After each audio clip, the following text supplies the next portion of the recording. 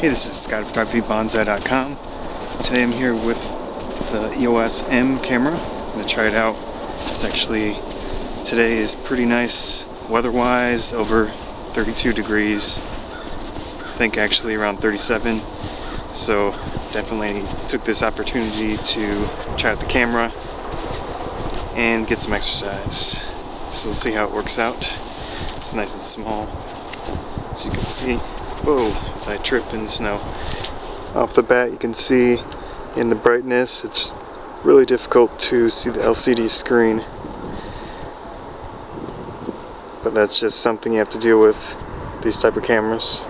In the daylight the LCD is pretty difficult to view, especially with all this snow around, as you can see. But you manage. And it really depends on how you use it.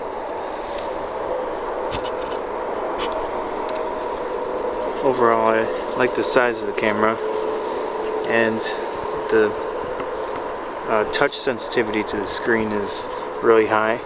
I've used gloves before and it still works. Kit lens is nice, metal casing to it, although the interior is plastic. That's alright.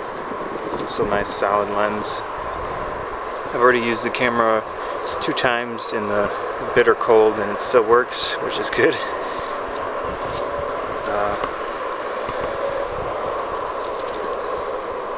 Other than that, really simple control layout. One thing to keep in mind with this camera is that it's a little difficult to use with one hand, especially with the touch screen as it is. What you can do is grab it in one hand like this and then just push it against your chest here and just doing it a little high for the sake of the video so you can see it, and then adjust it. But usually I do it below, closer to my stomach, and I can get about halfway across the screen. So some of the settings will be difficult to access in that ways. You can also have the strap around your neck, which might make it quite a bit easier. But from there, I've got it about the center point, and then I'll just take a picture. Camera itself has a relatively small grip to it, but it's not going to fall out of your hand unless your hands are pretty weak. When the strap goes around your neck, it is actually quite a bit easier to adjust settings with just one hand. Hold the camera like that to shoot, but to adjust settings, push the lens against your stomach and use your thumb or whatever to hit the Q menu. And then you have access to a lot of the different settings. It's too bright out here to really show an example, but the Q menu gives you access to most of the important things like formats, RAW format, or autofocus mode, and white balance, different things like that. It has a little trouble focusing on foreground objects depending on how you select your points. So I know it's a little difficult to see, but sometimes when you focus and your selection is just off your foreground object with some background, it's going to pick the background most likely instead of what you want to focus on. So what you can do, you can zoom in, or you can just make sure your focus selection is out of the background and just focused on the foreground object.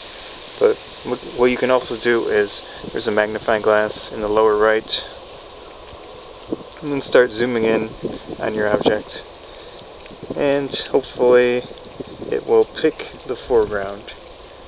So you can move it down. Whoops. So you can see I moved it down a little bit, and there we go. We have foreground focus, and from this point you can just take the picture because it really is the true frame. It's not just a little piece. So that's simple enough with that magnifying glass. I'm trying out the video capabilities with the EOS-M. Works quite nicely. So the good thing about the EOS-M with the video is that, at least with the kit lenses, it has nice quiet focusing. You can touch on the screen and then focus. Let's get something closer here. There really isn't much sound when it's focusing, which is great.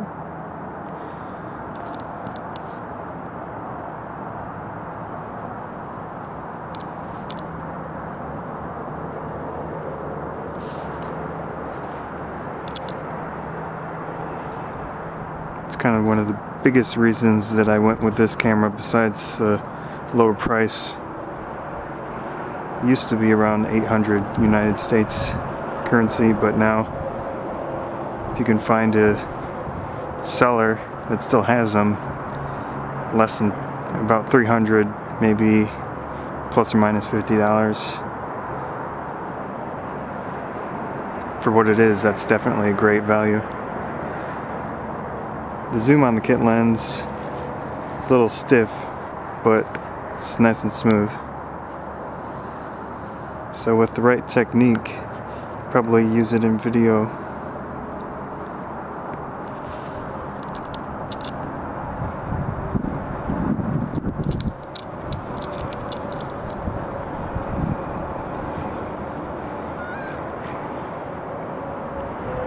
As I had found out with the K01 from Pentax, I actually like having just the screen sometimes, because it changes your outlook on how you're photographing things.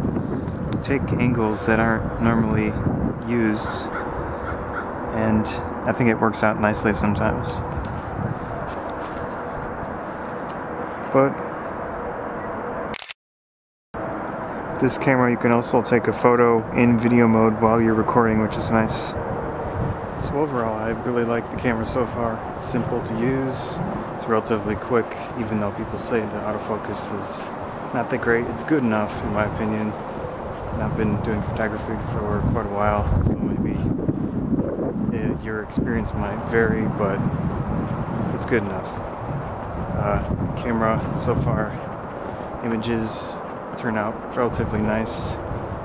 I'm used to full frame now, so it's not quite up to that level, but it's good. And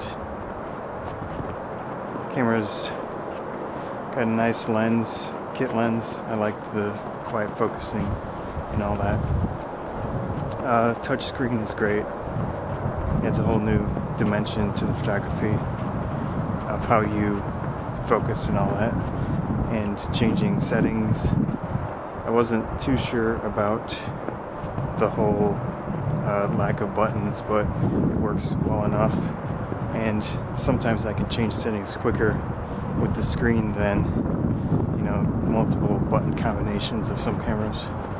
Now that I've been using the camera quite a bit, I can see the appeal of that smaller lens. The kit lens is just long enough that it's difficult to fit it inside any type of pocket, but with the 22, which I don't have at the moment, I could see it being, or allowing the camera to be a lot more pocketable. So consider getting that in the future. But overall, the kit zoom 18 to 55 has been relatively nice. I'm not used to using these type of lenses anymore. I usually use prime lenses. So I can see the appeal of, or still see the appeal of having that zoom range to it. Battery life so far has been good. I've been recording some videos now for quite a while. It's still full power according to the settings, or on the screen, the display on the screen. I definitely don't see the EOS-M as a replacement for a digital SLR, especially without that viewfinder. But I think it's a good complementary camera, which is the reason that I bought it, to complement the digital SLR that I have, because I was down to one. And even making YouTube videos, it's challenging to just do that when you're trying to do instructional videos or whatever with the camera you need to use as an example piece of equipment. So that's one of the main reasons I got this EOS-M, in addition to the lower price currently. Nice large sensor, of course. So for what it does and what it can do, I think it's a great camera.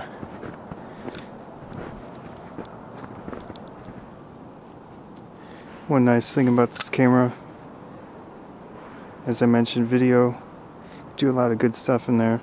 You can adjust exposure compensation on the fly while it's recording. It's a nice convenient feature. Some of my videos or clips are probably pretty dark, but with exposure compensation on or increased to a positive number, you get a brighter photo, or brighter video actually.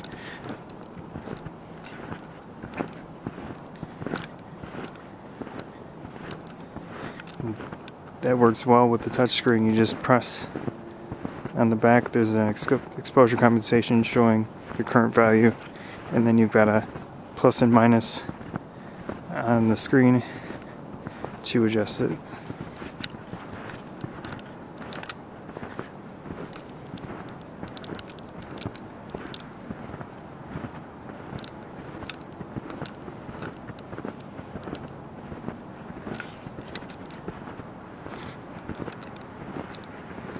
So I think I'll set that to default from now on.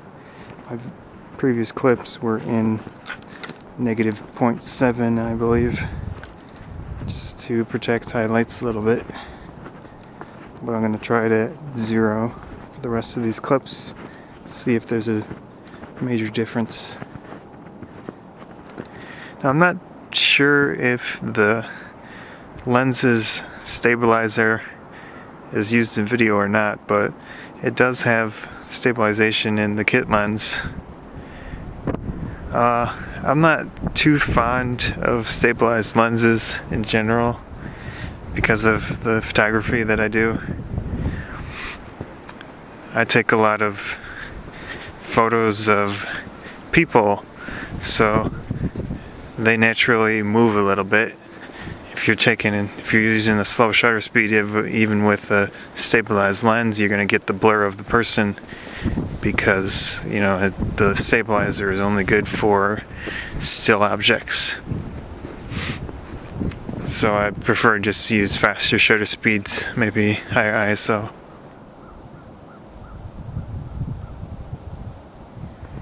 This area is supposed to be a natural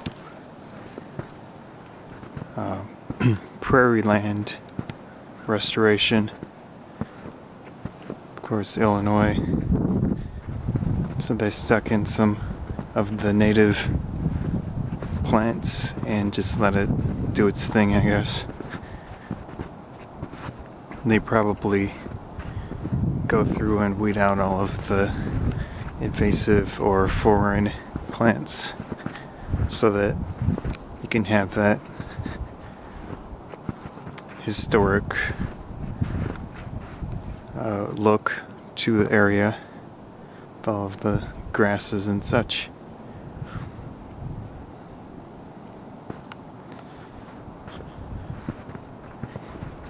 I've probably been in a few of my videos at least, because this park is one of the best ones to just walk around without too many people. It's pretty busy, but you can always find somewhere that isn't, just by the sheer size of it.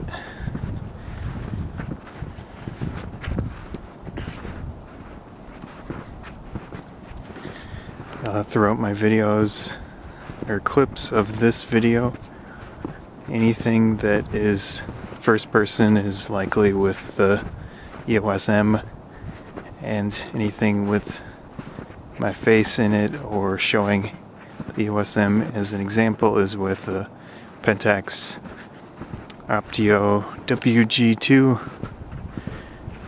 Nice rugged little camera but of course nothing like this EOS-M with the large sensor. So what can I say about the EOS-M? Definitely nice camera. These days it's hard to find a bad camera in my opinion, but nice solid build quality. Features wise, it's not a replacement for a SLR, but it definitely has its own positives, such as the screen, touch screen that works even with gloves, thinner gloves, and it's focused on video, which is the main reason I went for it. Build quality, very solid.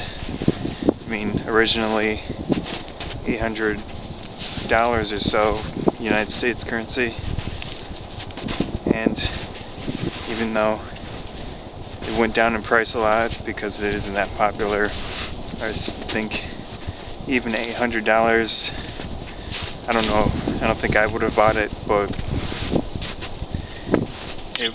I think it's worth about that.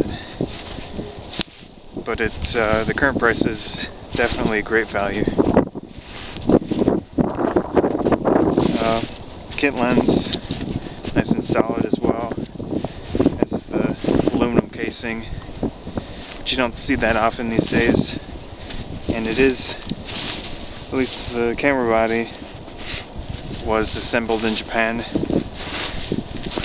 so you can expect it to be a little better potentially. They might take a little more care at their Japanese plant, who knows. Most of my Nikon stuff is made in a different country, I'm not sure. But for my purposes, as a second camera, the EOS-M is a good buy. I'm focused on video and all that. You can take it around where you wouldn't normally want to lug around a large SLR camera. But even with the kit lens, it's hard to pocket this camera, so I'll probably consider getting that 22mm just for the sake of having a nice pocket camera with the large sensor. So far, results wise, the kit lens with the 18-55, I use it mostly on the wide angle, but it seems sharp enough. Not really my style of lens, but it's good for video, and that was the purpose of getting this camera. Whoa! So you can see the nice outdoors. Illinois prairie land restoration. So I'm glad that I got the camera. I had initially sold my D7000 just to get some money. I wasn't using it that often because it is basically equivalent to the D600 that I have with the smaller sensor, of course, and it wasn't being used that often. Had some issues at one event that kind of put me over the edge, so I went with this guy after quite a few months of nothing. But yeah, say if you can find one used or refurbished or on discount for around $300 United States currency, I'd say check it out. See ya. SkyDophotographyBonsai.com